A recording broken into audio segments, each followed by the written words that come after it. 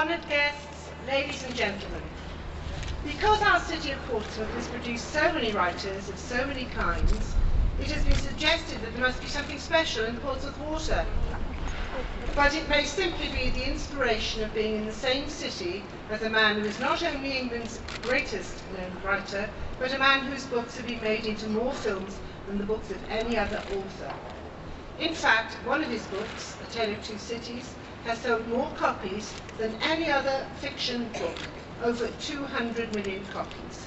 I am talking, of course, about Charles Dickens. Well, here in Portsmouth, we are not only lucky enough to have Charles Dickens as one of our greatest sons, we also have his birthplace, ready to be visited by all of you, enjoyed and admired. Only 3 English writers have left us their birthplaces, and his is one of them. It stands less than a mile to the north of us here, on the old Portsmouth to London road, the very road that officially still runs through this Guildhall Square, so beware. His birthplace survived the bombing of 1941, when this beautiful Guildhall was burnt out, and when the workshop of the crippled cobbler John Pounds, the founder of the first ragged school, was destroyed. Thankfully, both of these have been resurrected. It also survived the post-war planners, whose schemes took away, amongst other things, the birthplace of Isambard Kingdom Brunel, and it also survived the building of the M275, although it did lose part of its garden to this. We in Portsmouth are justifiably proud of that smart house, which stands in the George and Dickens precinct. Furnished in the Regency style, it would have displayed at Dickens' birth. It opened as a museum in 1904, and opposite the room where Dickens was born is the couch on which he died in 1870.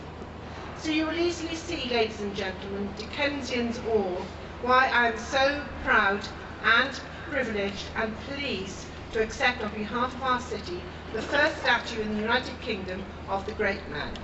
It is right that it should be erected here in the city of his birth, and only a short distance from the house in which he was born. It is also fitting that this statue is to be unveiled on his 202nd birthday. The creation of the statue has been guided by Professor Tony Poynton, who was just speaking to you, backed by the Dickens Fellowship, and sculpted by the artist Martin Jennings. And the unveiling today will be witnessed by a great number of Charles Dickens' descendants, I believe somewhere near 50. A very warm welcome to all of you, and thank you for being here.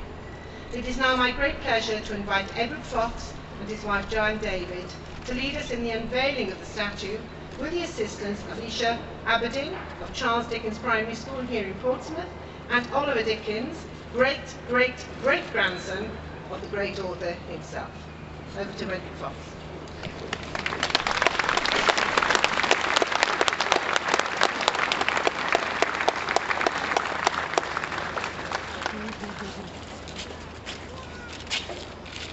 My Lord Mayor, it is appropriate that 2 actors should be invited to conduct the unveiling of a Charles Dickens statue. And my wife and I are most sensible of this honor. Dickens is known worldwide as a great writer, but his first love was acting, and his books were written to be performed. When he wrote his first serious novel, Oliver Twist, he told his readers how he would write in a theatrical manner, using his streaky bacon method.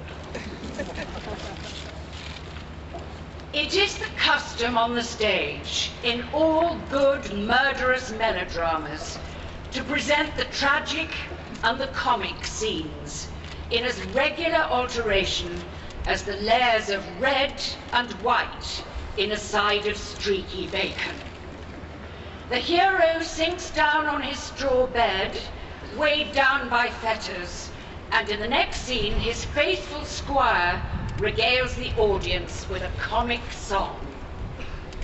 We behold the heroine in the grasp of a proud and ruthless baron, and just as our expectations are wrought up to the highest pitch, we are transported to the castle hall where a grey-haired sentinel sings a funny chorus.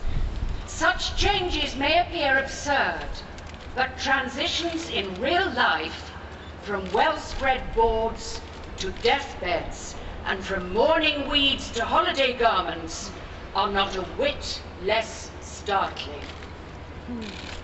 For Dickens, publicity was his oxygen, whether for his written or theatrical work, whether for a new book or a speech or a play. Applause was his stimulant, driving him to greater efforts. It was the audience out front that could lure him to perform, even when doctors thought he should not.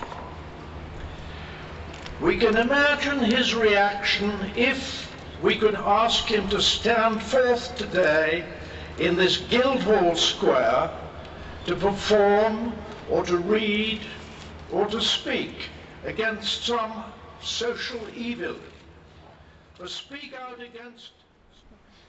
But Dickens answered his critics in a preface to a new edition of Oliver.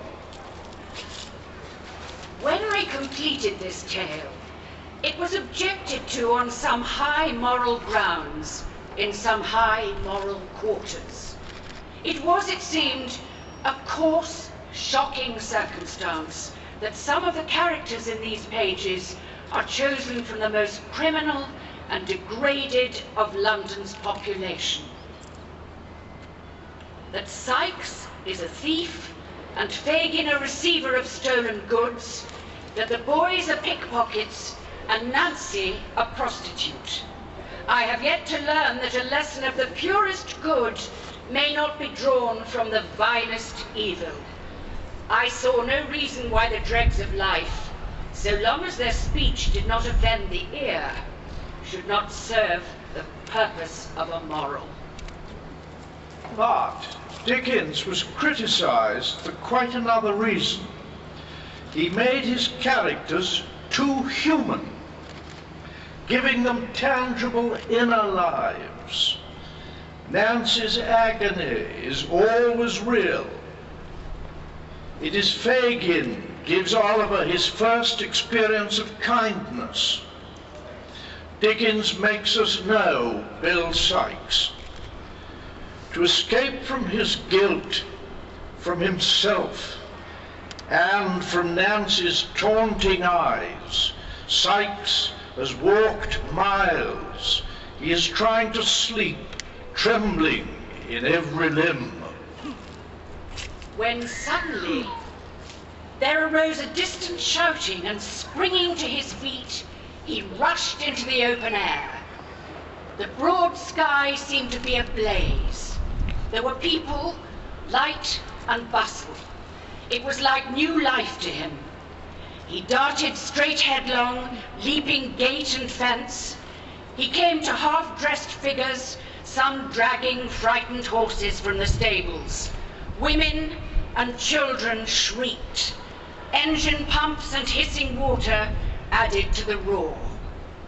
He, flying from memory, plunged into the thickest, now wiping at the pumps, now hurrying through flame, up and down ladders, over roofs that quaked and trembled.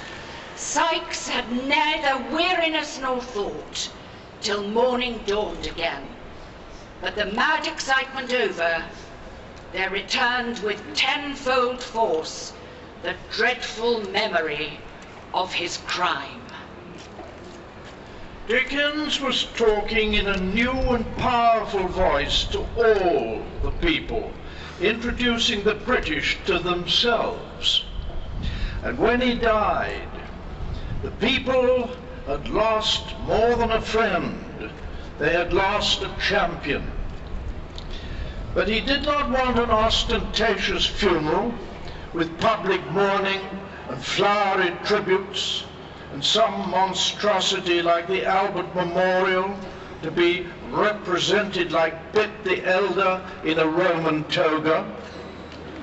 He demanded in his will to have a private funeral, to have no more than 3 carriages, to have no special mourning, to have only his name and dates on his grave in plain lettering, and no monument or memorial.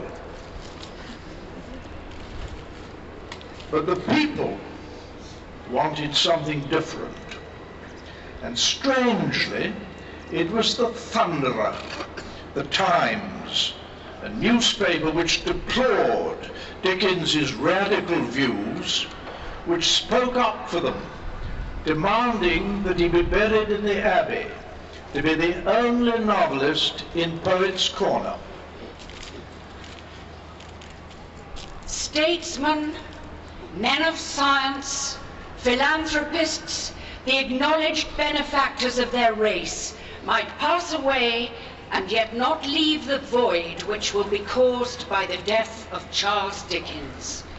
They may have earned the esteem of mankind, but however preeminent in station, ability, or public services, they will not have been like our great and genial novelist, the intimate of every household. It needs an extraordinary combination of intellectual and moral qualities before the world will consent to enthrone a man as their unassailable and enduring favorite. It needs an extraordinary combination of intellectual and moral qualities before the world will consent to enthrone a man as their unassailable and enduring favorite.